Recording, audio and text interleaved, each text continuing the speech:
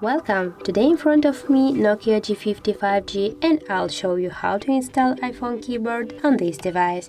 So first just go to the Play Store and here on the search pool type the Green Apple keyboard. Green Apple keyboard.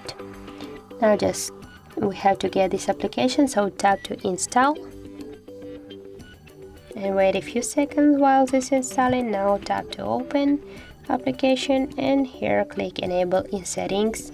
Just here tap on the switcher near the Green Apple keyboard, select OK, tap to OK. Now go back, tap to switch input methods and switch it to the English United States keyboard, and that's finished. So now we can check, and for example we'll go to the messages and we'll start chatting, for example with HardReset.Info. So now when you text a message, you can see that your keyboard is so close to the iPhone keyboard. So that's it. If you find this video helpful, leave like, comment and subscribe our channel.